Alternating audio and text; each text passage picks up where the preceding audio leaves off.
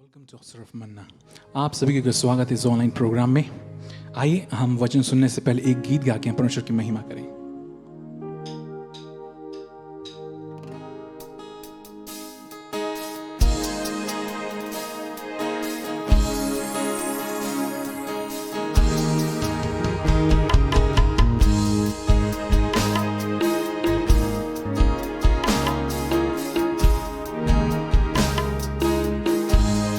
बुला रहा, यीशु बुला रहा, यीशु बुला रहा, तेरा नाम ले लेकर तुझे यीशु बुला रहा, तेरा नाम ले लेकर तुझे यीशु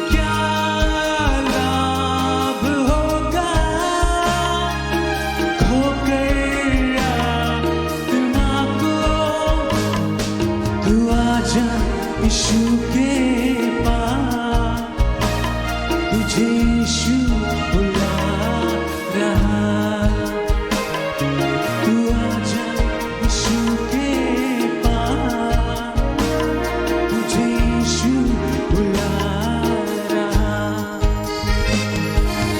यीशु बुला रहा, यीशु बुला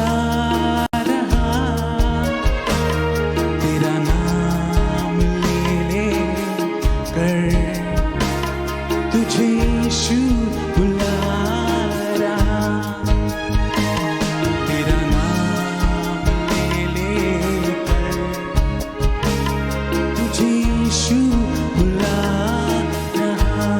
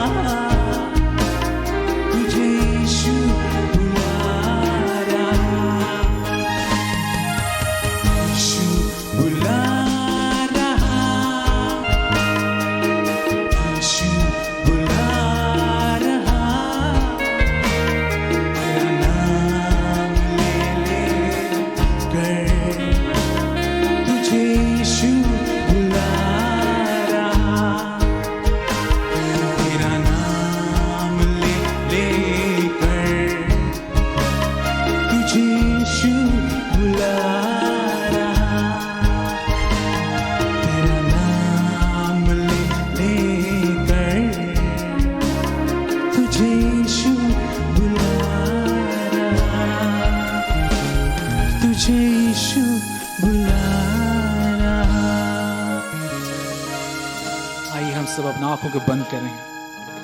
धन्यवाद देते हैं खुदा परमेश्वर सुंदर दिन और समय के लिए लॉर्ड। हालेलुया। खुदा परमेश्वर जो वचन अभी दिया जाएगा लॉर्ड, हालेलुया, उससे सुन के हम परमेश्वर हालेलुया समझने में और अपने जीवन में लागू करने के लिए सहायता मदद कीजिए। हम विश्वास करते हैं लॉर्ड आप यहाँ मौजूद हैं और जो देख रहे हैं वहाँ भी मौजूद हैं। ये सारी छोटी सी प्रार्थना को मैं मधुर मीठे यीशु मसीह के नाम से मांगता हूँ। इसे सुनिए और स्वर्गराज में ग्रहण कीजिए। आमीन।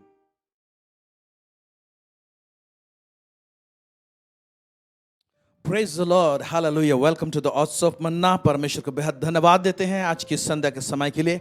हमें पुनः इस कार्यक्रम के द्वारा से परमेश्वर के वचन को सीखने के लिए परमेश्वर ने मौका दिया। आप सबों को इस चैनल में बहुत बहुत स्वागत करते हैं, धन्यवाद देते हैं आप लोगों का प्रेम के लिए, प्रार्थना के लिए, सपोर्ट के लिए जो इस चैनल के लिए आप कर रहे हैं। निरंतर हमारे लिए प्रार्थना करते रहिए ताकि ये चैनल के द्वारा से बहुत सारे लोग आशीषित होने पाएंगे। हालेलुया। लगभग 2 साल होने को जा रहा है, कुछ ही दिन में 2 साल कंप्लीट हो जाएगा इस चैनल का। और आप लोग इतने समय जो प्यार दिए, प्रार्थना किए, इसके लिए बहुत धन्यवाद देते हैं। प्रभु आप सबों को, आपके परिवार को बहुत बहुत अधिकाई से आशीष दे। हालेलुया। आइए आज के विषय में जाने से पहले हम लोग छोटी सी दुआ करते हैं। सर्वसामर्थी सेनाओं का यह परमेश्वर पिता, आकाश और पृथ्वी का बनाने वाला प्रभु परमेश्वर, आपको धन्यवाद देते हैं प्रभु जी। आपने परमेश्वर पिता आज इस संध्या के समय में मौका दिया कि हम तेरे वचन में जाएं और ढेर सारी बातों को सीखें प्रभु और समझने पाएं। हर एक को तो अपने आत्मा के द्वारा से बुद्धि और ज्ञान और समझ प्रदान कर प्रभु जी। हमें भी प्रभु जी आप चलाइए ताकि हमारे मुख से निकलने वाली बातें प्रभु परमेश्वर पिता एक आशीष की बातें होने पाएँ और परमेश्वर पिता एक सुधार की बातें होने पाएँ, इनकरेजमेंट की बातें होने पाएँ। और परमेश्वर पिता जितने श्रोता लोग हैं प्रभु जी, लोग आत्मिक रूप से उन्नति करने पाएँ। यीशु मसीह के नाम से मांगते सुनिए और दया से स्वर्ग राज्य में ग्रहण कीजिए। आमेन, आमेन, हालेलुया। पिछले कई सप्ताहों से हम लोग देख रहे हैं कि हम लोग एक सीरीज में जा रहे हैं और वो सीरीज है पैरेबल्स ऑफ जीसस। यीशु मसीह का कहा हुआ दृष्टांत के ऊपर में हम लोग चर्चा कर रहे हैं, डिस्कशन कर रहे हैं। और आज पार्ट 20 में हम लोग जा रहे हैं, भाग 20 में। और जिस थीम में मैं बात करने जा रहा हूँ वो है द 2 सन्स, 2 पुत्र के विषय में जो दृष्टांत यीशु मसीह ने कहा है उसके विषय में। और ये दृष्टांत जो है बहुत सिंपल है, बहुत सिंपल, समझने के लिए इसमें कोई कठिनाइयाँ नहीं है। लेकिन हम लोग चर्चा कर रहे हैं इसलिए हम लोग कुछ एक बातों को हम लोग गंभीरता से इसमें खोजने और समेटने की और देखने की और समझने की कोशिश करेंगे। आइए हम लोग पढ़ेंगे ये दृष्टांत में क्या लिखा हुआ है, जो कि मत्ती रचित सुसमाचार 21वां अध्याय 28 से लेकर 32 यहाँ पर ऐसे लिखा है। धीरे धीरे हम लोग पढ़ेंगे और कुछ बात को मैं अंडरलाइन करने के लिए कहूँगा। उसको अंडरलाइन करने से आप उसको स्टडी करेंगे तो बहुत सारे बातों को आप प्राप्त कर सकते हैं इसमें। ओके, तुम क्या सोचते हो? पहली बात, तुम क्या सोचते हो। परमेश्वर एनालिसिस करने के लिए, यीशु एनालिसिस करने के लिए, इसका विश्लेषण करने के लिए भीड़ से कहता है तुम क्या सोचते हो। तो प्रभु कई बार हमारे बीच में रखता है बातों को और ये चाहता है कि तुम अपने सोच को प्रकट करो और सही चीज सोचो और सही बात को मेरे पास में लेकर आओ। तो यहाँ पर कुछ लोगों को क्या सोचते हो बोल के जब दृष्टांत कहा और उस दृष्टांत को बोलने के बाद में उन्होंने उत्तर मांगा क्या सोचते हो, और जब उन्होंने अपने सोच को बताया तो करेक्ट आंसर को बताने पाए। इसी तरह से मेरे प्यारे भाई और बहनों, आज भी हमारे बीच में बहुत सारे घटनाएं होती हैं। ये तो दृष्टांत यीशु मसीह ने कहा है और क्या सोचते हो पूछ रहा है। परमेश्वर कुछ स्थिति परिस्थिति ला कर पूछेगा कि क्या सोचते हो। तो वो जो घटनाएं हमारे बीच में होती है वो कुछ दृष्टांतिक रूप में घटनाएं रहेंगे और जब हम लोग वहां से सही निष्कर्ष निकालने पाएंगे और देखने पाएंगे कि प्रभु उसमें क्या बातें कर रहा है, उस बात को लेकर आएंगे और करेक्ट बात लेकर आएंगे। और अगर प्रभु के मन मुताबिक हम लोग लेकर आते हैं और लेकर आएंगे तो निश्चय हम लोग आशीष पाएंगे। Praise God. इसलिए प्रभु पूछता है तुम क्या सोचते हो, व्हाट डू यू थिंक। तो यहां पर पूछने के बाद में वो दृष्टांत को आगे कह रहा है। देखेंगे क्या लिखता है। किसी मनुष्य के 2 पुत्र थे। किसी मनुष्य के 2 पुत्र थे। ओके। उसने पहले के पास जाकर कहा, हे पुत्र, आज दाख की बारी में काम कर। इसको अंडरलाइन कीजिएगा, आज दाख की बारी में काम कर। आगे देखेंगे। उसने उत्तर दिया, मैं नहीं जाऊंगा। उसने उत्तर दिया कि मैं नहीं जाऊंगा। उसने साफ साफ मना कर दिया, मैं नहीं जाऊंगा। फिर परंतु बाद में पछता कर गया। पछता कर गया, इसको अंडरलाइन करेंगे, पछता कर गया। क्वेश्चन आता है किस बात के लिए पछतावा हुआ, क्या समझ में आया, क्या प्रकाशन आया कि उसको पछताना पड़ा। सेंस किया, एनालाइज किया, इसीलिए जो नहीं जाऊंगा बोला था उसने गया। फिर नेक्स्ट क्या होता है। फिर पिता ने दूसरे के पास जाकर ऐसा ही कहा। उसने उत्तर दिया, जी हाँ जाता हूँ। पहले वाले ने कहा कि मैं नहीं जाऊंगा, बाद में गया। लेकिन दूसरा पुत्र जो है उसको कहा कि जा और दाग की बारी में आज काम कर, तो उसने कहा कि जी हाँ जाता हूँ, लेकिन वो गया नहीं। वो मुंह से बोला जा रहा हूँ, लेकिन वो प्रैक्टिकली गया नहीं, काम नहीं किया। फिर इन दोनों में से किसने पिता की इच्छा पूरी की? सिंपल क्वेश्चन पूछता है, इन दोनों में से पिता की इच्छा किसने पूरी की? उन्होंने कहा पहले ने। लोगों ने सही जवाब दिया। तब फिर उसके बाद में ये दूसरा उसी का भाग है, इसमें कुछ बातों को लेकर आ रहा है, पढ़ेंगे। यीशु ने उनसे कहा, मैं तुमसे सच कहता हूँ कि महसूल लेने वाले और वेश्याएं तुमसे पहले परमेश्वर के राज्य में प्रवेश करते हैं। हाँ, जो यहाँ पर फारिसी शास्त्री लोगों को स्पेशली कह रहा है और उनके सामने रखता है कि महसूल लेने वाले टैक्स कलेक्टर लोग, जिसको कि उन दिनों में पापी गिनते थे, उन दिनों में लोग उनको तिरस्कार करते थे और वैश्याओं को तिरस्कार करते थे। तो ये पापी लोग, टैक्स कलेक्टर लोग और वैश्या तुमसे पहले परमेश्वर के राज्य में प्रवेश करते हैं, तुम लोग से पहले प्रवेश करते हैं। क्योंकि उनका जो एक्शन जो है ना, तुम लोग वचन बहुत जानते हो, मुंह से बोलते बहुत कुछ हो, लेकिन मानते नहीं हो। लेकिन कहने का तात्पर्य जो महसूल लेने वाले जो है ना, वो जो समझते हैं ना, उसको तुरंत वो लोग करते हैं। अब देखिए कि नीचे पढ़ेंगे तो आपको समझ में आएगा कि वो लोग, वैश्य लोग और महसूल लेने वाले क्या हरकत करते थे। आगे पढ़ेंगे। क्योंकि यूहन्ना धर्म का मार्ग दर्शाते हुए तुम्हारे पास आया और तुमने उसका विश्वास ना किया, पर महसूल लेने वालों और वेश्याओं ने उसका विश्वास किया। और तुम यह देखकर बाद में भी ना पछताए कि उसका विश्वास कर लेते। हाँ, तो यूहन्ना बपतिस्मा देने वाला आया, उसने धर्म का प्रचार किया और उसने मार्ग दर्शाते हुए तुम्हारे पास में आया कि कौन सा मार्ग में तुमको जाना है। और ज़्यादा से ज़्यादा लोग जब यूहन्ना का जो प्रचार को सुने, तो महसूल लेने वाले और वेश्या लोग, ये लोग तुरंत दौड़कर मन फिराए और उन्होंने बपतिस्मा लिया। लेकिन उनका मन फिरा और उसके जीवन का बदलाहट को देखकर भी ये जो फारिसी शास्त्री लोग थे, जो विद्वान लोग थे, वो लोग पछताए भी नहीं। तो किसी का जीवन में परिवर्तन होता है, उनको प्रभु दिखाता है कि तुम भी पश्चाताप करो। तो आपको समझने की आवश्यकता है कि जब किसी का जीवन हमारे सामने परिवर्तित होता है, तो वो भी एक परमेश्वर का बात रहता है, एक इंडिकेशन रहता है, परमेश्वर की ओर से बात होता है कि मैं इसे क्यों तुम्हारे सामने बदल रहा हूं, क्यों दिखा रहा हूं। तो ये बोलता है कि वो लोग का जीवन बदला, वो लोग मन फिराए, बपतिस्मा लिए, लेकिन फारिसी शास्त्री लोग मन परिवर्तन नहीं किए। उनको देखकर भी उन्होंने यीशु पर विश्वास नहीं किया। ओके, तो इसका जो मेन खंड है, 2 बेटे हैं और एक से उसने कहा, यीशु ने बता रहा है कि उसका बाप कहता है कि जाओ, आज तुम खेत में काम करो, दाग की बारी में काम करो। वो कहता है मैं नहीं जाऊंगा, जाता है और काम करता है। दूसरा पुत्र से वही बात कहता है कि सेम काम देता है, जाओ, और वो कहता है मैं जाता हूं, लेकिन वही नहीं गया। इसमें सीखने वाली बात क्या है? हालेलुया। तो ये जो दृष्टांत है, ये ओबीडियंसी के ऊपर में दृष्टांत बता रहा है। ये एक आज्ञाकारिता के ऊपर में यह दृष्टांत रचा हुआ है, यह तो रखा हुआ है। आज्ञाकारिता के विषय में बहुत सारे बातें हैं, उसको हमको समझने की आवश्यकता है। हालेलुया।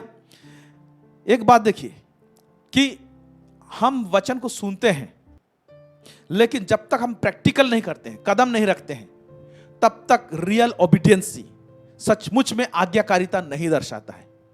इसीलिए ये देखिए ये वचन क्या कह रहा है। याकूब का पुस्तक, उसका पहला अध्याय, उसका 22 से लेके 25 आयत में क्या लिखा हुआ है?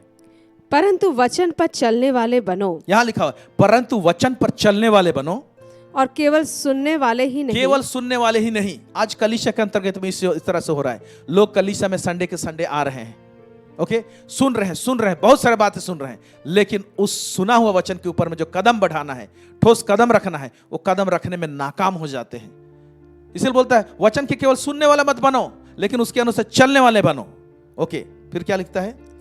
और केवल सुनने वाले ही नहीं जो अपने आप को धोखा देते तो हैं। सिर्फ जो सुनते हैं, तो साफ साफ यहां लिख दे रहा है कि वो लोग अपने आप को धोखा दे रहे हैं। क्लियर कट, केवल सुन रहे हैं, नहीं चल रहे हैं, वो अपने आप को धोखा दे रहे हैं, दूसरा किसी को धोखा नहीं दे रहे हैं। और धोखा बहुत बड़ा धोखा हो जाएगा। कब धोखा हो जाएगा? अरे मैं तो कलीसिया जाता था, मैं तो प्रभु की प्रार्थना करता था, अरे मैं तो प्रभु बोझ लेता था, लेकिन एक दिन ऐसा होगा, प्रभु कहेगा मैं तुम्हें नहीं जानता। तो इस जगह में लगेगा कि बहुत बड़ा धोखा हुआ मेरे साथ में। क्यों? क्योंकि प्रभु एक जगह कहा है वचन में, तुम मुझे हे प्रभु कहकर क्यों पुकारते हो, जब मेरा तो कहना तुम नहीं मानते, कहना नहीं मानते। तो हे प्रभु बोलकर अगर हम उसका कहना नहीं मानते हैं, है ना, तो हमको हे प्रभु कहने का कोई अधिकार नहीं कहता है, प्रभु मानने का अधिकार नहीं है। Praise God, hallelujah. आगे क्या लिखता है? क्योंकि जो कोई वचन का सुनने वाला हो हाँ और उस पर चलने वाला ना हो यस तो वह उस मनुष्य के समान है जो अपना स्वाभाविक मुंह दर्पण में देखता है, इसलिए कि वह अपने आप को देखकर चला जाता हाँ। और तुरंत भूल जाता है कि मैं कैसा था। हाँ, जो व्यक्ति केवल वचन सुनता है और उसके अनुसार नहीं चलता तो क्या बोलता है कि एक व्यक्ति दर्पण देखता है। प्राय आप और हम ध्यान दीजिए ये वाला बात को, जब मैं अभी प्रचार कर रहा हूं तो बहुत एक चीज सेंस होने पा रहा है। हम लोग घर से बाहर निकलने का टाइम में हम लोग दर्पण देखते हैं, उस समय दर्पण देखकर कुछ चीज को ठीक ठाक करने की कोशिश करते हैं, लेकिन हम लोग मार्ग में चले जाते हैं और जब हम लोग बाहर चले जाते हैं, काम में व्यस्त हो जाते हैं, तो सुबह हमने दर्पण में अपने चेहरे को कैसे देखा था हम लोग कभी कल्पना नहीं करते, सोचते नहीं है, मनन नहीं करते। अरे सुबह का टाइम में मेरा चेहरा ऐसा था, अभी कैसा होगा। तो मेरे प्यारे भाई और बहनों, आज परमेश्वर के वचन को बहुत सारे लोग सुनते हैं जैसे कि दर्पण में देखते हैं जैसे, लेकिन यूं ही चले जाते हैं, अपने आप को सुधारते नहीं हैं, उसमें चलते नहीं हैं। जब वचन सुनते हैं और उसके अनुसार चलेंगे तब जाके हमारे जीवन में सुधार दिखाई देगी। नहीं तो ये क्या बोल रहा है कि वो व्यक्ति के समान है जो वचन सुनता है और पालन नहीं करता है, वो आईना को देखता है और भूल जाता है कि उसका शकल कैसा था। ऐसे ही है बोल रहा है। आगे क्या लिखता है? पर जो व्यक्ति स्वतंत्रता की सिद्ध व्यवस्था पर ध्यान करता रहता हाँ, है, जो व्यक्ति स्वतंत्रता की सिद्ध व्यवस्था पर ध्यान करता रहता है। ओके, फिर वह अपने काम में इसलिए आशीष पाएगा कि सुनकर भूलता नहीं पर वैसा ही काम करता है। हाँ, साफ साफ पहला चीज, जो चीज को हम लोग सुनते हैं उसका पहला क्राइटेरिया है उसको भूलना नहीं चाहिए। हम लोग कलीसिया में बहुत बार प्रचार होता है तो हम लोग नोट करते हैं डायरी में। इट्स गुड, नोट करनी अच्छी बात है, लेकिन नोट करने के बाद के घर में जाकर आप देखते हैं, उसको मनन करते हैं, उसमें क्या लिखा है, रिव्यू करते हैं। जो लोग रिव्यू करते हैं, देखते हैं, तो सचमुच में उनका डिजायर है कि मैं ना भूलूं बोल के देखते हैं, नहीं तो आपकी कॉपी में बंद होकर रह जाएगा। मेरे प्यारे भाई और बहनों, यहां पर लिखा हुआ है वो व्यवस्था पर ध्यान करता रहता है और अपने कामों में इसलिए आशीषित पाएगा कि सुनकर भूलता नहीं, और वो ऐसा ही काम करता है। पहला तो भूलना नहीं है, और जैसे नहीं भूला है तो उसके अनुसार क्या काम करना है, उसको कदम बढ़ाना है। यह व्यक्ति निश्चय आशीष पाएगा लिखा हुआ है। इसका मतलब क्या है कि ओबीडियंसी, आज्ञाकारिता हमारे जीवन में आशीष लेकर आता है, अनाज्ञाकारिता हमारे जीवन में आशीष लेकर नहीं आएगी। आगे देखते हैं साउल के साथ में क्या हुआ। आइए हम लोग देखते हैं। साउल के विषय में कहते हैं उस टाइम एक प्रॉफिट था जिसका नाम था सामुएल। सामुएल ने ही पहला राजा साउल को उसने तेल देकर अभिषेक किया था, राजा ठहराया था, बनाया था परमेश्वर के कहने के अनुसार। और सामुएल ने साउल को एक आज्ञा दिया था कि अमालेक को मार के खत्म कर देना। ओके, किसी को नहीं छोड़ना, बच्चों को नहीं छोड़ना, स्त्रियों को नहीं छोड़ना, जीव जंतु को नहीं छोड़ना, राजा को नहीं छोड़ना। लेकिन ये साउल क्या करता है, सब जीव जंतु को मारता है, सब लोगों को मारता है, लेकिन राजा को अलग से छोड़ के रखता है। और जीव जंतुओं में जो अच्छा जिसको बोलते हैं हम लोग पुख्ता मजबूत भेड़ बकरी थे, उसको अलग करके रखे रहता है, उसको बचा के रखे रहता है। ये एक बहुत बड़ा भूल करता है। उसी जगह का घटना है। ओके, तो पहला सामुएल 15 उसका 22 से लेके 23 यहां पर क्या लिख रहा है, पढ़ेंगे। समवेल ने कहा, क्या यहोवा होम बलियों और मेल बलियों से उतना प्रसन्न होता है? हाँ, तो परमेश्वर किस बात से प्रसन्न होता है? होम बलि से और मेल बलि से बढ़ के किसी और बात के लिए प्रसन्न होता है। ओके, क्या बात के लिए? जितना कि अपनी बात के माने जाने से प्रसन्न होता हाँ, है। जितना कि अपनी बात की माने जाने से। परमेश्वर जिस प्रकार का गाइडेंस देता है, जिस प्रकार का आज्ञा दिया रहता है, जब उसके अनुसार, उसके बनाए हुए नियम के अनुसार जब हम लोग चलते हैं तो परमेश्वर प्रसन्न होता है, खुश होता है। तो परमेश्वर को प्रसन्न करने का 2 चीज है। एक, परमेश्वर पर विश्वास जो करता है वो परमेश्वर को प्रसन्न करता है। वह कहता है बिना विश्वास के कोई परमेश्वर को प्रसन्न नहीं कर सकता है। हालेलुया। क्या विश्वास करना चाहिए कि परमेश्वर है और उसके खोजने वालों को प्रतिफल देता है। इब्रानी का 11:6 में यह बात लिखा हुआ है। दूसरा चीज है जो परमेश्वर को प्रसन्न करता है, खुश करता है, वो है आज्ञाकारिता। परमेश्वर जो कहा है उसके अनुसार काम करने से परमेश्वर प्रसन्न होता है। आगे क्या लिखता है यहाँ पर?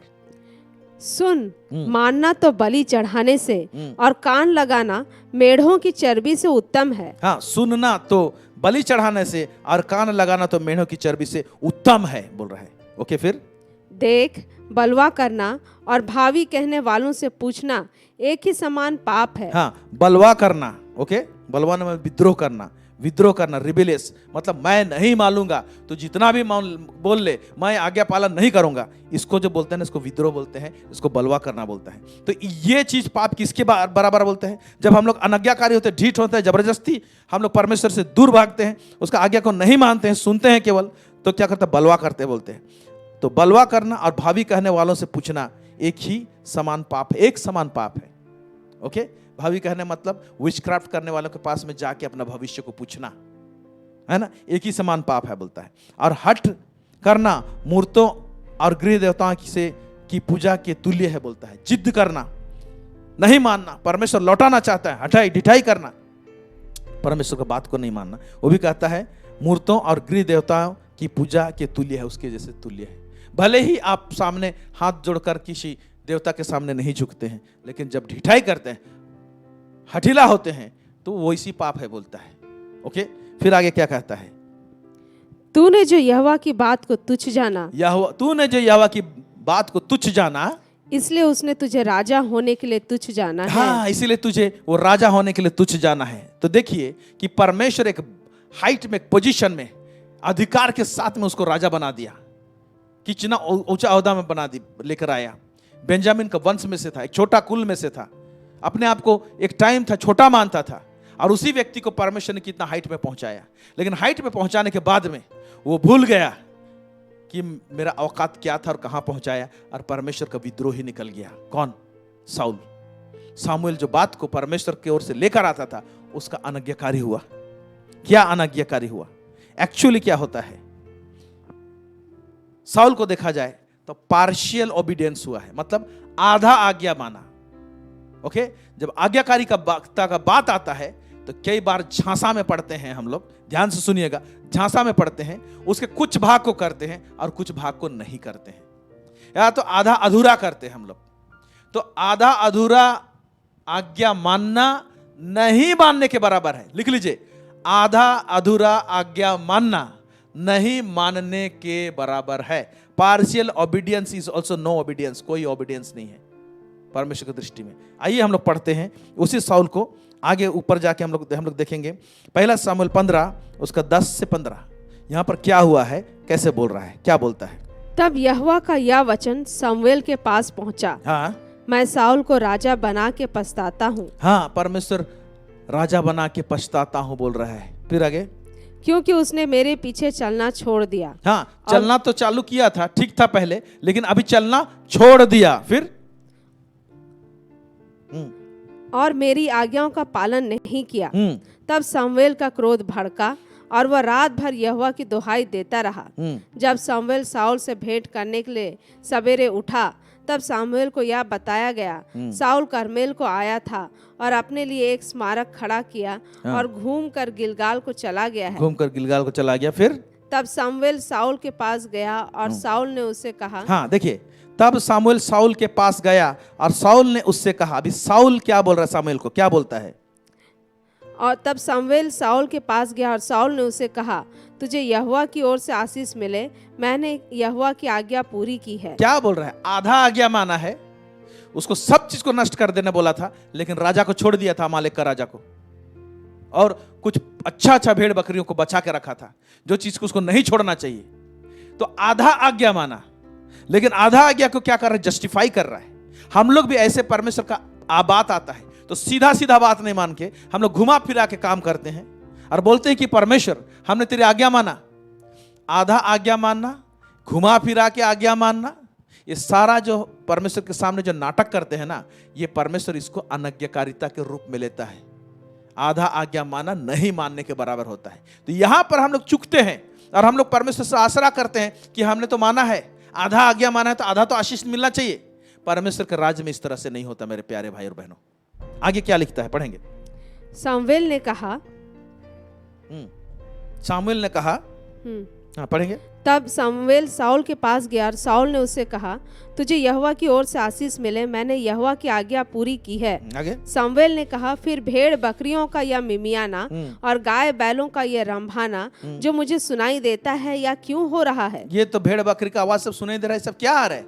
साउल ने कहा, वे तो अमालेकियों के यहाँ से आए हैं, अर्थात प्रजा के लोगों ने अच्छी से अच्छी भेड़ बकरियों और गाय बैलों को तेरे परमेश्वर यहोवा के लिए बलि करने को छोड़ दिया है, और बाकी सब का तो हमने सत्यानाश कर दिया है। हाँ, बाकी सब का सत्यानाश कर दिया है, भेड़ बकरियों को अच्छा अच्छा जो है उसको रखा है। तो यहाँ सोचने वाली बात है, जिस बात को हम लोग वैल्यूएबल समझते हैं, परमेश्वर के सामने उसका कोई भी वैल्यू नहीं हो सकता है। ये सोच रहा है कि ये कीमती कीमती है, इसको लाएं, प्रभु के सामने लाएं कि बलिदान चढ़ाएं, वैल्यू है सोच रहा है, लेकिन परमेश्वर का आज्ञा के अनुसार वो नहीं था, तो ये परमेश्वर इसको वैल्यू लेस मानता है। आज्ञाकारिता में देखिएगा इस तरह का सिचुएशन आएगा, जिसको हम लोग ज्यादा कीमती सोचते हैं, परमेश्वर के लिए हो सकता है बिल्कुल कीमती ना हो। ओके, तो यहां पर हम लोग चुकते हैं, और उसके कारण से क्या होता है, हम लोग परमेश्वर की बात से हम लोग भटक सकते हैं। यहां पर साउल के साथ में इसी तरह से हुआ। हालेलुया। तो आइए हम देखें कि आज्ञाकारिता और अनाज्ञाकारिता का कुछ बात है, भेद की बातों को इसमें क्या है। हालेलुया। पहला जो पुत्र है वो बोलता है मैं जाऊंगा बोला, लेकिन फिर वो नहीं गया। क्यों नहीं गया? पहले तो जाऊंगा बोला, पहले जाऊंगा बोला, उसके बाद गया, पहले जाऊंगा नहीं जाऊंगा बोला, लेकिन वो जाके काम किया। पहला बेटा ने बोला मैं नहीं जाऊंगा, लेकिन वो जाके किया। तो मैं पढ़वा रहा था आप लोगों को, वहां पर लिखा हुआ है, अगर इस सीन को देखें तो क्या समझाने की कोशिश कर रहा है। पिता के पास में दाख की बारी है, मतलब ये दाख की बारी का मालिक पिता है, और उसके पास में 2 बेटे हैं। ओके, और ये जो पिता के पास में जब दाख की बारी है, और ये एक धनी व्यक्ति है, इसके पास दौलत है। दाख की बड़ी बारी रखना उन दिनों में धनी लोगों के पास में होता था। ओके, और उसने कहा आज दाख की बारी में काम कर।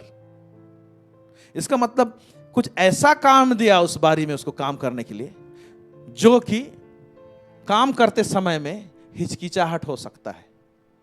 तो पहले वाले ने पहले ही हिचकिचाहट दिखाई दिया उसमें कि मैं नहीं करूंगा बोल दिया, लेकिन गया बाद में पछता कर। दूसरे वाले ने करूंगा बोला, ओके, लेकिन बाद में उसको हिचकिचाहट दिखाई देता है और प्रैक्टिकली वो नहीं करता है। तो सवाल क्या पैदा होता है यहां पर, ये दोनों बेटा इस तरह से हरकत क्यों करते हैं? असल में बोला आज दाग की बारी में काम कर, तो मालूम इनका जो बेटा उसी दाग के बारी में जब घूमने फिरने जाते थे तो एक मालिक के समान रहते थे, क्योंकि बाप मालिक है, उसका बेटा वो लोग ही मालिक है उसका नीचे। तो मालिक लोग जब दाग की बारी में घूमते हैं तो बड़े शान के साथ घूमते थे, लेकिन उस दिन जब दाग की बारी में आज तू काम कर बोला, बोलने का मतलब यह हो रहा है कि वहां पर लेबर लोग जो काम कर रहे हैं, सर्वेंट लोग जो हैं, आज सर्वेंट बन जा, आज वहां पर लेबर बन जा, अपने आप को नीचा कर, यह लाइन में ले गया। यानी अपने आप को दीन कर, अपने आप को नीचे कर, लेबर लोग के साथ में काम कर, यह बोला। तो ये इसी काम के लिए ही कुछ तो सोचे होंगे जिसके कारण से नहीं करना चाहे। एक जन नहीं करना चाहा लेकिन पछताया। क्यों पछताया उसको बाद में बता रहा हूं, लेकिन गया। लेकिन पहले वाले ने करूंगा बोला, लेकिन करने के विषय में करूंगा तो बोल दिया, लेकिन सोचने लगा मैं लेबर लोग के साथ में काम करूंगा, मैं मालिक हूं वहां पर। अपने आप को दीन नहीं किया। तो आज्ञा पालन करने के पीछे यहां पर इसका जो पिता है वो देखना चाह रहा है क्या कि इसमें दीनता है कि नहीं। दीन व्यक्ति जो होते हैं, ओके, नम्र व्यक्ति लोग होते हैं, उसके साथ में एक प्रिंसिपल जुड़ा हुआ है। क्या प्रिंसिपल जो है? धन्य हैं जो मन के दीन हैं, क्योंकि वे लोग पृथ्वी के अधिकारी होंगे। तो नम्र लोग, दीन लोग होते हैं ना, वो लोग पृथ्वी के अधिकारी होंगे बोलता है। तो अधिकार को लोग मैनेज करने पाएंगे। Praise God, hallelujah.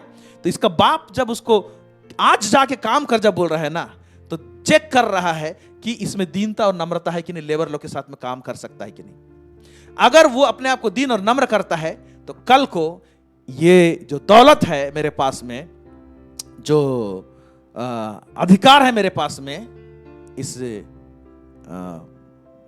दाग की बारी को लेकर जब इसके हाथ में जाएगा तो उसको मैनेज करने पाएगा, इस दाग की बारी को एक्सटेंड करने पाएगा, अपना टेरिटरी को बढ़ाने पाएगा।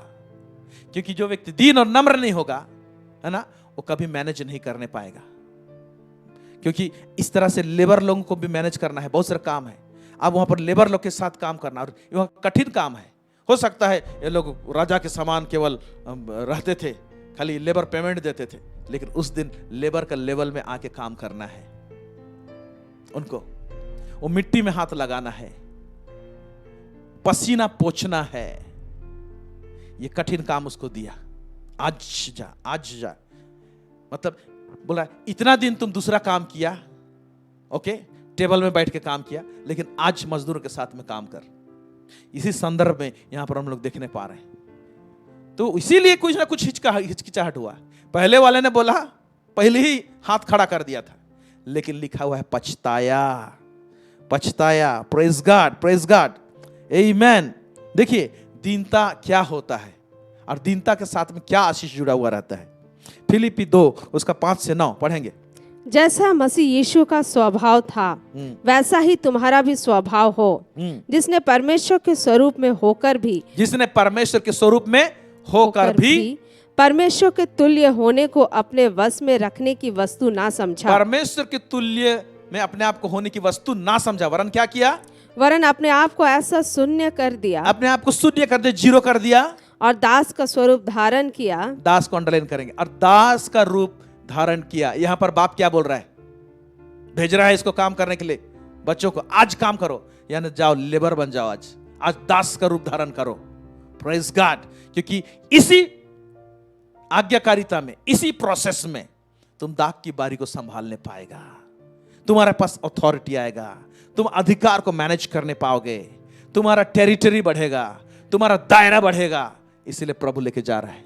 तो आज्ञाकारिता जो होता है ना, उसमें ऐसा एक बात रहेगा, परमेश्वर दिन बनाने का क्रम में लेके जाता है एक्चुअली आज्ञाकारिता में। तो यहां पर पुत्र के विषय, यीशु के विषय में क्या बोलता है, पढ़ेंगे। वरन आपने आप को ऐसा शून्य कर दिया और दास का स्वरूप धारण किया और मनुष्य की समानता में हो गया, मनुष्य की समानता में हो गया। फिर और मनुष्य के रूप में प्रकट होकर अपने आप को दीन किया। हाँ, तो मनुष्य के रूप में प्रकट होकर अपने आप को दीन किया। तो यीशु स्वयं परमेश्वर होकर भी मनुष्य के रूप में प्रकट होना जो है, ये दीनता है। मनुष्य के रूप में सारा ग्लोरी को छोड़ कर आया स्वर्ग से, तो यही दीनता है। अपने आप को लो किया, अपने आप नीचे किया, अपने आप को सुन किया, अपने आप को दास का धारण किया। ओके, उसी तरह से पिता क्या बोल रहा है? मालिक वाला जो तुम्हारा जो हरकत सब दिखाई देता है ना, आज तुम दाग के बारे में जाके काम करो, नीचे करो, अपने आप को दीन करो, नम्र करो, क्योंकि इसके साथ में एक सीक्रेट जुड़ा हुआ है, इस प्रकार का आज्ञाकारी होने के कारण से। Praise God. अभी देखो, जब यीशु मसीह अपने आप को दीन किया, नम्र किया, तो यीशु के साथ में क्या होता है, पढ़ेंगे। और यहाँ तक आज्ञाकारी रहा कि मृत्यु, हाँ क्रूस की मृत्यु भी सह ली। हाँ, क्रूस की मृत्यु भी सह ली। कठिन चीज है। इनको तो सिर्फ दाग के बारे में काम करने के लिए बोला है, हाथ मैले करने के लिए बोला है, पसीना बहाने के लिए बोला है, लेबर लोग का लेबर लोगों का लेवल में आने के लिए बोला। फिर आगे, इस कारण परमेश्वर ने उसको अति महान भी किया। हाँ, जब ये दिन किया यीशु मसीह, तो इसको अति महान भी किया। तो ये जो दाग का बारी का जो पिता है, ये लोगों को अति महान करना चाह रहा था, तो उसमें से एक ही बेटा अति महान होगा। उस रास्ते में चला, क्योंकि उसने कहा था मैं नहीं करूंगा, लेकिन बाद में पछताया। Praise God. हाँ, फिर आगे। और उसको वह नाम दिया जो सब नामों में श्रेष्ठ है। हाँ, उसको वो नाम दिया जो सब नामों में श्रेष्ठ है, कि जो स्वर्ग में और पृथ्वी पर और पृथ्वी के नीचे है, वे सब यीशु के नाम पर घुटना टेके। आमीन। बस अभी देखते हैं कि दो बेटा दोनों सेम बारी में फेस करेंगे, सेम सिचुएशन में उनको रहना है, लेकिन एक पास हो गया, एक फेल हो गया। तो जो व्यक्ति दो बेटा नहीं जाऊंगा बोला था और गया, तो एक्चुअली में उसको क्या रेवलेशन मिला? उसको यह प्रकाशन मिला कि दाग का बारी का जो मालिक है मेरा पिता है।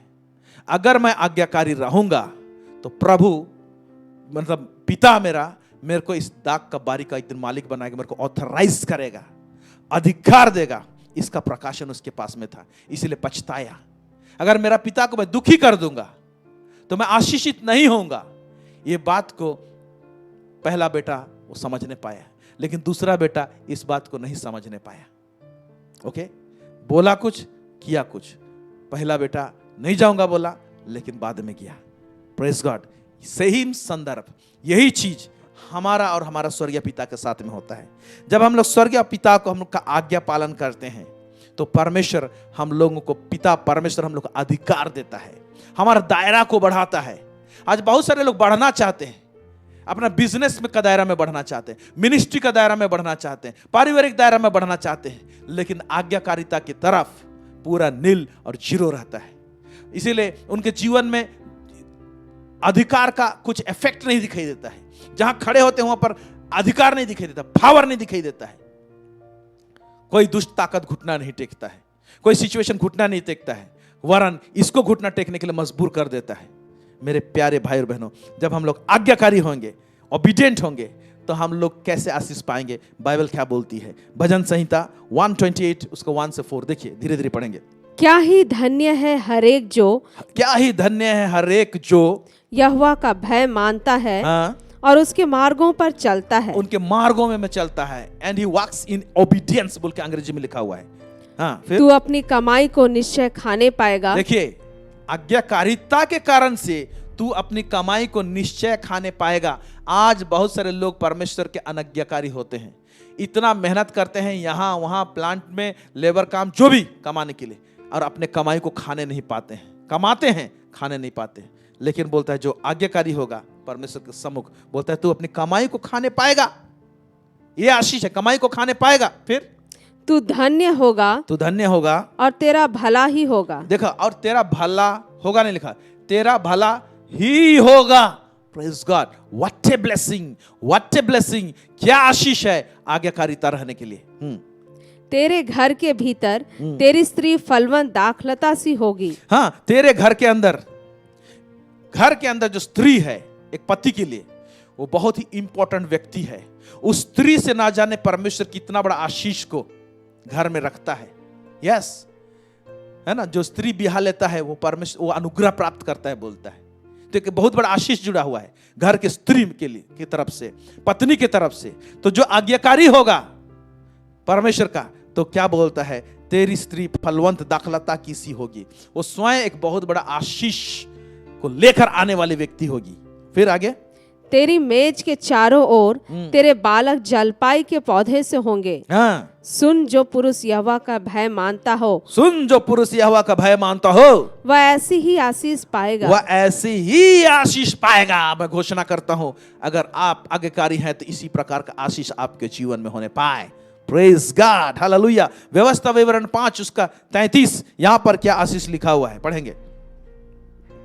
जिस मार्ग पर चलने की आज्ञा तुम्हारे परमेश्वर यहोवा ने तुमको दी है, यस, उस सारे मार्ग पर चलते रहो, उस सारे मार्ग पर चलते रहो कि तुम जीवित रहो। हाँ, उस मार्ग पर चलते रहोगे तो ओबीडिएंट रहोगे तो तुम जीवित रहो और तुम्हारा भला हो, और तुम्हारा भला हो। और जिस देश की तुम अधिकारी होगे, यह देखिए, अधिकार का बात बोल रहा है। और जिस देश की तुम अधिकारी होगे उसमें तुम बहुत दिनों के लिए बने रहो। उसमें तुम बहुत दिनों तक तुम बने रहोगे, और अनाज्ञाकारी होगे तो उस अधिकार तुम्हारे हाथ से छिन जाएगा, कहने का तात्पर्य है। Praise God. इसीलिए आज्ञाकारिता हमारे जीवन में अथॉरिटी को लेकर आता है, अधिकार को बढ़ाता है हमारे जीवन में। प्रेज गॉड, आमेन। हम लोग पढ़ेंगे व्यवस्था विवरण 28 उसका 1 से 10, इसको भी धीरे धीरे पढ़ेंगे। देखिए, जो आज्ञाकारी रहेंगे उनके लिए किस प्रकार का आशीष का घोषणा परमेश्वर का वचन करता है। यदि तू अपने परमेश्वर यहोवा की सब आज्ञाएं हाँ, जो मैं आज तुझे सुनाता हूँ चौकसी से पूरी करने को चित्त लगाकर हाँ। उसकी सुने। तो देखिए, चौकसी से पूरी करने की चित्त लगाकर उसकी सुने, मतलब परमेश्वर का आज्ञा रहता है। चौकसी क्यों करना है? कि कोई भी बिट छूटने ना पाए, मैं पूरा पूरा आज्ञा पालन करने पाऊं। साउल के समान आज्ञा तो आया, आधा आज्ञा माना, पूरी रीति से नहीं माना। परमेश्वर पूरा ही बोलता है कि तुम अनाज्ञाकारी हुआ, उसके हाथ से राज्यपाट चला गया। मेरे प्यारे भाई और बहनों, चौकसी करना है कि कौन सा एंगल से और बच रहा है परमेश्वर का आज्ञा पालन करना इसमें, और कौन सा प्रकाशन जिसके अनुसार मुझे आज्ञा को मानना है। प्रभु बोल रहा है। फिर आगे, तो वह तुझे पृथ्वी की सब जातियों में श्रेष्ठ करेगा। क्या बोल रहा है? तुम आज्ञा मानेगा तो पृथ्वी के सब जातियों में तुम्हें श्रेष्ठ करेगा। प्रेज गॉड, ऊंचा रखेगा, बोलता है। फिर आगे, फिर अपने परमेश्वर यहोवा की सुनने के कारण ये सब आशीर्वाद तुझ पर पूरे होंगे। हाँ, ये सब आशीर्वाद तुम्हारे जीवन में पूरे होंगे। क्या आशीर्वाद? नीचे लिस्ट दिया हुआ है। फिर धन्य हो तू नगर में, धन्य हो तू खेत में। एक मिनट, धन्य हो जिस नगर में तुम रहोगे वहां पर आशीषित रहोगे। जिस खेत में तुम काम करने जाओगे वहां आशीषित रहोगे। खेत खलियान में काम करने वाले लोग खेत में आशीष पाएंगे। जो लोग प्लांट और फैक्ट्रियों में, स्कूल में, बिजनेस में काम करते हैं, वो उनका खेत है, वहां पर वो लोग आशीषित होंगे, बोल रहा है। फिर आगे, धन्य हो तेरी संतान और तेरी भूमि की उपज। धन्य हो तेरी संतान, बोलते तेरे बच्चे लोग भी आशीषित होंगे। तो ओबीडिएंट होना पूरा परिवार में आशीष को लेकर आता है। प्रेज गॉड, आमेन। फिर, और गाय और भेड़ बकरी आदि पशुओं के बच्चे। धन्य हो तेरी टोकरी और तेरी कटौती। धन्य हो तू भीतर आते समय और धन्य हो तू बाहर जाते समय। क्या बात है! धन्य हो तो आशीषित, तुम तो बाहर जाते समय, और आशीषित रहेगा तुम भीतर आते समय, दोनों टाइम में। प्रेज गॉड, कुछ चीज मिसिंग नहीं होगा। फिर आगे, यहोवा ऐसा करेगा कि तेरे शत्रु जो तुझ पर चढ़ाई करेंगे वे तुझसे हार जाएंगे। आज्ञाकारी व्यक्ति लोग ऐसे रहते हैं, ऐसा अभिषेक रहता है कि अगर शत्रु दुश्मन हमारे ऊपर में चढ़ाई करता है, लोग हार जाएंगे, बोलता है। इसका मतलब ओबीडियंसी, आज्ञाकारिता का किस प्रकार का जीवन रहता है। देखिए कि दुश्मन लोग हार जाएंगे, अटैक करेंगे, तो बोलता है। फिर आगे, वे एक मार्ग से तुझ पर चढ़ाई करेंगे परंतु तेरे सामने से 7 मार्ग से होकर भाग जाएंगे। एक मार्ग से वो लोग चढ़ाई करेंगे तो 7 मार्ग से भागना पड़ेगा। सोचिए कि, है ना, हम लोग मशक्कत करते हैं बहुत बार, लेकिन दुश्मन किस तरह से भागेगा यहाँ पर लिखा हुआ है। आमेन, प्रेज गॉड। हम आगे पढ़ेंगे। तेरे खत्तों पर और जितने कामों में तू हाथ लगाएगा उन सबों पर यहोवा आशीष देगा। हाँ। इसलिए जो देश तेरा परमेश्वर यहोवा तुझे देता है उसमें वह तुझे आशीष देगा। यस, फिर आगे, यदि तू अपने परमेश्वर यहोवा की आज्ञाओं को मानते हुए उसके मार्गों पर चले तो वह अपनी शपथ के अनुसार तुझे अपनी पवित्र प्रजा करके स्थिर रखेगा। हाँ, तुम्हें शपथ, अपने शपथ के अनुसार तुझे अपने पवित्र प्रजा करके स्थिर रखेगा, बोलता है। स्थिर लाइफ में स्टैब्लिशमेंट और स्थिरता की आवश्यकता है। आज्ञाकारिता के कारण से हमारा जीवन, हमारा लाइफ स्थिर रहने पाएगा। फिर आगे, और पृथ्वी के देश देश के सब लोग यह देखकर कि तू यहोवा का कहलाता है तुझसे डर जाएंगे। तो यहोवा का कहलाता है, ये पूरा झलक दिखाई देगा। इसको मत हाथ लगाओ, ये प्रभु का जन है, ये परमेश्वर का जन है, परमेश्वर इसके संग संग चलता है, बोलकर वो लोग डरेंगे। आज हम लोग अपना फैक्ट्री में, अपने प्लांट में, काम में, हम लोग का जीवन में अनाज्ञाकारिता के कारण से वो छाप दिखाई नहीं देता है कि हमारे साथ परमेश्वर है कि नहीं। परमेश्वर है, उसको प्रकट करना है अपने कार्य क्षेत्र में। जस्ट बी ओबीडिएंट, आज्ञाकारी बने, तब लोग जानेंगे कि ये परमेश्वर का जन है, परमेश्वर इसके साथ चला फिरता करता है, और एक बार के लिए हाथ डालने के लिए डरेंगे वो लोग। आमेन, प्रेज गॉड, हालेलुया। आइए इस समय देखते हैं कि परमेश्वर का आज्ञा का नेचर किस तरह से दिखाई देता है। यानी परमेश्वर जब आज्ञा देता है उसका संदर्भ कैसे दिखाई देता है। कुछ करने को लिए कहता है, गाइड करता है, या तो आज्ञा देता है कि ऐसे करो, तो आज्ञा का स्वभाव तो कैसे दिखता है। पहला ऐसे दिखता है कि प्रभु जब ऐसे करो बोलेगा, ऐसे दिखेगा हमारा लॉस हो रहा है, पहला चीज। और इसी चक्कर में तो आगे अनाज्ञाकारी होते हैं। परमेश्वर कुछ बोलेगा ना तो हम लोग दिमाग बहुत लगाते हैं। क्या दिखाई देगा? अरे ऐसे करूंगा तो इसमें तो लॉस दिखाई दे रहा है, लॉस। परमेश्वर मूर्ख है जो आज्ञाकारिता में आपको लेके जाएगा और आज्ञा मानने के लिए बोलेगा और आपको लॉस के रास्ता में लेके जाएगा? नहीं, लेकिन हमारा दिमाग बोलता है इसमें तो लॉस होगा। ये जिस तरह से आज्ञा मानने के लिए बोला है परमेश्वर, देखेंगे कैसे। एक संदर्भ, बहुत सारा उदाहरण है, मैं एक उदाहरण उठा रहा हूं। आज्ञा में ऐसे करो बोलता है और उसमें लॉस दिखाई देता है। ओके, लूका उसका 18 से 23, आइए देखते हैं। किसी सरदार ने उससे पूछा, हे उत्तम गुरु, अनंत जीवन का अधिकारी होने के लिए मैं क्या करूं? हाँ, हे उत्तम गुरु, अनंत जीवन का अधिकारी होने के लिए मैं क्या करूं? क्या आज्ञा है गुरु? बोलिए, कुछ तो बोलिए, मैं करूंगा। ओके, फिर यीशु ने उससे कहा, तू मुझे उत्तम क्यों कहता है? तू मुझे उत्तम क्यों कहता है? कोई उत्तम नहीं, केवल एक, अर्थात परमेश्वर। तू आज्ञाओं को तो जानता है। तो आज्ञा को, यहाँ पर देखो, आज्ञा को बोल रहा है, पॉइंट निकाला, आज्ञा को तो जानता है। व्यभिचार न करना, हत्या न करना, चोरी न करना, झूठी गवाही न देना, अपने पिता और अपनी माता का आदर करना। उसने कहा, मैं तो इन सब को लड़कपन ही से मानता आया हूँ। ये सब जो आज्ञा है ना, देखिए समझने की कोशिश, इस प्रकार का आज्ञा पूरा लिखित रूप में, व्यभिचार न करना, हत्या न करना, स्पष्ट है। ये आज्ञा तो मैं मान रहा हूं, बोल रहा हूं। तो लिखा हुआ आज्ञा से बढ़कर रेवलेशन वाला आज्ञा आते हैं। कई चीज जो कि डायरेक्टली ऐसे ही करो नहीं लिखा रहेगा, रेमा का वर्ड आएगा परमेश्वर का। प्रभु कोई पर्टिकुलर वचन से बात करेगा, उसका अंदर का प्रकाशन देगा और अगुवाई करेगा कि तुमको ऐसा करना चाहिए। वो आज्ञा के विषय में क्या यहां पर देखिए, उसी प्रकार का यीशु के ओर से एक स्पेसिफिकली इसके लिए एक रेमा वर्ड आया और आज्ञा देने के लिए आज्ञा बोल रहा है कि ऐसा कर। आगे देखते हैं।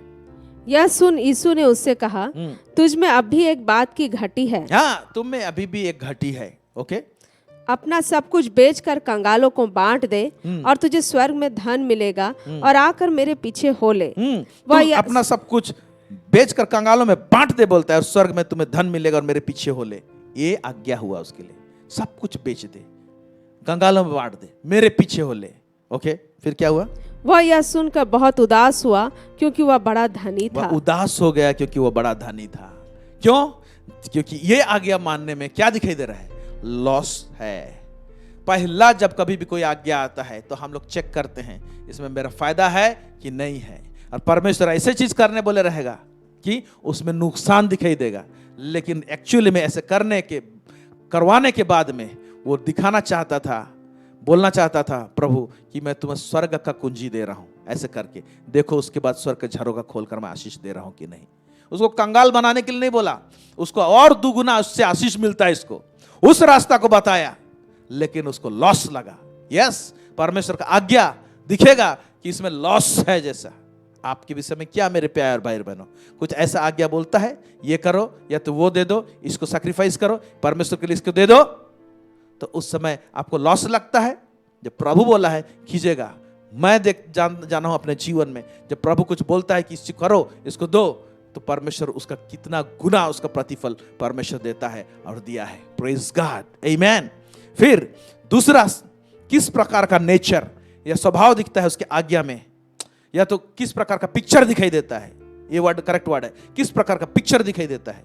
पहला वाला देखा कि लॉस होगा जैसे दिखाई देगा।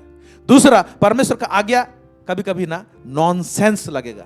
नो सेंस मतलब कोई सेंस नहीं है, ए क्या अटपटा सा आज्ञा, इससे क्या होने वाला है ना, लेकिन उसमें प्रभु एक अद्भुत काम को छुपा के रखे रहता है। यहोशू 6 उसका 4 से 5, इसमें हम लोग देखते हैं यरीहो का दीवार को तोड़ने की बात आती है, तो परमेश्वर ने इनको आज्ञा दिया और उस आज्ञा के तहत क्या था, पढ़ेंगे। और 7 याजक संदूक के आगे आगे मेढ़ों के सींगों के 7 नरसिंगे लिए हुए चले। फिर 7वें दिन तुम नगर के चारों ओर 7 बार घूमना, और याजक भी नरसिंगे फूंकते चले। इजरायलियों को कहा याजक लोग आगे तरफ रहेंगे, उसके पर नरसिंगा रहेगा, तुम लोग यरीहो के दीवार को, शहरपना को, सोचिए कि कितना बड़ा शहरपना था होगा, है ना, उठ कटारे होंगी साइड साइड में, जो उसमें झाड़ियां होंगी बहुत सारी, उसके इर्द गिर्द उसको घूमने के लिए कहा और बोला कि 7 दिन घूमना और 7वें दिन में 7 बार घूमना। एक तो कठिन भी लग रहा है, उसके ऊपर से दीवार टूट जाएगा बोलता है, तो नॉनसेंस लगता है, कोई सेंस नहीं है इस प्रकार का। क्या आज्ञा पालन करने के लिए कहा है, लेकिन इसी आज्ञा में क्या होता है आगे देखेंगे। और जब वे मेढ़ों के सींगों के नरसिंगे देर तक फूंकते रहे, तब सब लोग नरसिंगे का शब्द सुनते ही बड़ी ध्वनि से जय जयकार करें। तब नगर की शहरपना नेव से गिर जाएगी और सब लोग अपने अपने सामने चढ़ जाएं। हाँ, जब नरसिंगे फूके जाएंगे देर तक, तो सब लोग जय जयकार की ध्वनि करना और वहां का दीवार, यरीहो का दीवार टूट जाएगा। और ऐसा ही हुआ। देखने से इस प्रकार का आज्ञा सेंस नहीं है, नो सेंस। ऐसे बहुत सरकार चीज है जिस चीज की सेंस नहीं आता है, लेकिन प्रभु बोलता है इसको कर, देख तो क्या होता है। Praise the Lord. तीसरा नेचर जो है, या तो पिक्चर, जब परमेश्वर आज्ञा देता है वो क्या होता है, इम्पॉसिबल जैसे चीज को करने के लिए बोलेगा, हार्ड काम, कठिन लगेगा। ओके, कैसे तो करेंगे, बड़ा कठिन चीज जो कि अब्राहम को करने के लिए कहा। क्या बोला? उत्पत्ति 22 उसका 1 से 2 पढ़ेंगे। इन बातों के पश्चात ऐसा हुआ कि परमेश्वर ने अब्राहम से यह कहकर उसकी परीक्षा की, हे अब्राहम। उसने कहा, देख मैं यहाँ हूँ। उसने कहा, अपने पुत्र को अर्थात अपने एकलौते पुत्र इसहाक को, जिससे तू प्रेम रखता है, संग लेकर डिफाइन किया है वहां पर। पहला तो एकलौते पुत्र को, ओके, जिसे तू प्रेम करता है, जिसे तू प्रेम करता है। आगे पढ़ेंगे। संग लेकर मोरिया देश में चला जा और वहां उसको एक पहाड़ के ऊपर जो मैं तुझे बताऊंगा होम बलि करके चढ़ा। वहां होम बलि करके चढ़ा। इम्पॉसिबल, हार्ड, कठिन। तो यहां पर मैं यह कहकर उसकी परीक्षा ली। तो आज्ञाकारिता के साथ में परीक्षा जुड़ा हुआ रहता है कि टेस्ट करता है प्रभु। प्रेज गॉड, टेस्ट करता है। आमीन। जो कि अब्राहम के साथ हुआ और उस टेस्ट में अब्राहम पास हो गया। मेरे प्यारे भाई और बहनों, कठिन आज्ञा आराम से पालन करने के लिए हो सकता है। कब और कौन कर सकता है? ध्यान से सुनिए। इस प्रकार का आज्ञा सब, विशेष करके कठिन आज्ञा, कौन पालन कर सकता है? वही व्यक्ति पालन कर सकता है जिसके पास में परमेश्वर का प्रकाशन है। अब्राहम को परमेश्वर का प्रकाशन था। अब परमेश्वर का पुनरुत्थान का सामर्थ्य का प्रकाशन था। वो पहले से आनंदित था प्रभु का दिन देखने के लिए। और इसलिए जब वो समय आया मोरिया पर्वत में जाने का, तो अपने बेटे इसहाक को लेके जाता है। वो देर नहीं करता है क्योंकि परमेश्वर का प्रकाशन उसके जीवन में था। इसलिए आज्ञाकारिता में वो लेट नहीं किया। Hallelujah, praise God. तो समझ लीजिए कि परमेश्वर जो आज्ञा देता है, वो आज्ञा में क्या हो सकता है? हीलिंग हो सकता है। वो आज्ञा पालन करना में क्या हो सकता है? उसमें चंगाई का आशीष हो सकता है। जैसे नामान जो कोढ़ी था, उसको परमेश्वर की ओर से, उसके दास के द्वारा से, एलिशा की तरफ से आज्ञा मिला कि तुम जा जर्दन नदी में 7 बार डुबकी मारना। ये उसके लिए आज्ञा था। परमेश्वर का आत्मा के चलाए चला और उस आज्ञा में उसके लिए चंगाई था। ये भी नॉनसेंस जैसा दिख रहा था। जर्दन नदी में जाऊंगा, मेरे पास नदी नहीं है क्या नहाने के लिए? अच्छे अच्छे नदी सब है, उसमें डुबकी मारूंगा तो मैं चंगा हो जाऊंगा। नॉनसेंस लग रहा है, लेकिन उसमें हीलिंग छुपा हुआ था। Praise God. आज्ञाकारिता में जब प्रभु आज्ञा देता है, उस आज्ञा में मिराकल छुपा हुआ रहता है। अनेकों हैं। ओके, यीशु मसीह कहता है पतरस से, जा और झील में तुम अपना बंसी डालना, जो पहला मछली मिलेगा उसका मुंह को खोलना और उस मुंह में सिक्का होगा। पेट में नहीं, उसका मुंह में सिक्का होगा बोलता है। उस सिक्का को तुम्हारे लिए और हमारे लिए टैक्स भर देना बोलता है। तो ये एक मिराकल छुपा हुआ रहता है, तो अद्भुत काम छुपा हुआ रहता है आज्ञाकारिता में। अगर पतरस बोलता है ऐसे कभी तो हम इतना साल मछली पकड़े हैं जी, मछली का मुंह में कभी हमने सिक्का नहीं पाया, ये कौन सा नया बात बोल रहा है कि जो पहला मछली मिलेगा उसमें मुंह में सिक्का होगा। फिर आज्ञाकारिता में क्या होता है? प्रमोशन रहता है।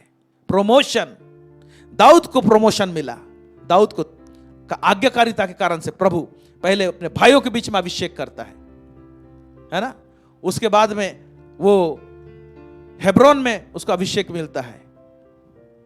यहूदा का राजा होता है, 3 बार अभिषेक मिलता है। लास्ट में बड़ा एरिया का राजा बनता है, इजराइल का राजा बनता है। प्रमोशन होता है।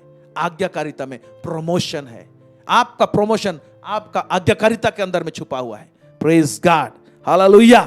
फिर आज्ञाकारिता में आत्मिक आशीष है और भौतिक आशीष दोनों छुपे हुए हैं। प्रभु बहुत सारे आशीषों को हमको देना चाहता है। ये सारे बातें हैं, प्रेज गॉड। लेकिन आज्ञाकारिता जो है परमेश्वर का, उसका खिलाफ क्या होता है? अनाज्ञाकारी होना। ओके, अब हम परमेश्वर का आज्ञा क्यों माने? अगर हमारे अंदर में यह बात है कि अगर मैं आज्ञा नहीं मानूंगा तो परमेश्वर मुझे नरक में डालेगा, नरक के डर के कारण से आज्ञा मानना सही तरीके से आज्ञा मानना नहीं है। तो किस तरह से आज्ञा मानना चाहिए?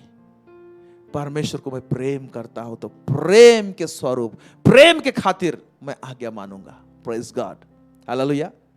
तो प्रेम के खातिर आज्ञा मानना इज एप्रोप्रिएट, सही है। लेकिन नरक में डाल देगा इस डर के चक्कर में आज्ञा मानना, ये परमेश्वर को एक्सेप्टेबल नहीं है, मैंने उतना अच्छा नहीं लगता है। Praise God. आइए देखते हैं 2 वचन, आपको समझ में आएगा। यूहन्ना 14 उसका 15 पद क्या लिखता है? यदि तुम मुझसे प्रेम रखते हो, यदि तुम मुझसे प्रेम रखते हो तो मेरी आज्ञाओं को मानोगे। तो मेरी आज्ञाओं को मानोगे। सिंपल बोल रहा है। यदि तो प्रेम स्वरूप हमारे अंदर प्रेम उमड़ता है। मैं आई लव यू लॉर्ड बोल के हम जो आज्ञा मानते हैं ना, ये परमेश्वर को भाता है। आमेन, आमेन। दूसरा पढ़ रहा हूं आपके लिए, 1 यूहन्ना 5 उसका 3। क्योंकि परमेश्वर ने प्रेम, क्योंकि परमेश्वर से प्रेम रखना यह है, देखिए, क्योंकि परमेश्वर से प्रेम रखना यह है कि हम उसकी आज्ञाओं को माने। सिंपल, दूध का दूध, पानी का पानी। परमेश्वर से प्रेम रखना क्या चीज को दर्शाता है? आज्ञा मानते हैं हम तो यही दर्शाता है कि हम परमेश्वर को प्रेम करते हैं। आज्ञा नहीं मानते हैं तो दर्शाता है कि हम लोग परमेश्वर को प्रेम नहीं करते हैं। फिर क्या लिखता है? और उसकी आज्ञाएं कठिन नहीं। लास्ट में लिख दिया है। हम लोग बोलेंगे प्रभु आपकी आज्ञा कठिन है, तो प्रभु को हम लोग झुठलाते हैं। यहाँ वचन साफ साफ बोलता है और उसकी आज्ञाएं कठिन नहीं, मतलब लोग मान सकते हैं। कैसे मान सकते हैं? पवित्र आत्मा हमको शक्ति देगा, बल देगा, और पवित्र आत्मा में होकर हम लोग निश्चय परमेश्वर का आज्ञा को मानने पाएंगे। तो मेरे प्यारे भाई और बहनों, हम लोग देखें आज के इस दृष्टांत में आज्ञाकारिता कितना बड़ा इंपॉर्टेंट चीज है। 2 बेटे हैं और ये एक दाख की बारी का मालिक है। पहला बेटा से बोलता है तो जा, आज दाख की बारी में काम कर। वो बोलता है मैं नहीं जाऊंगा, है कि नहीं?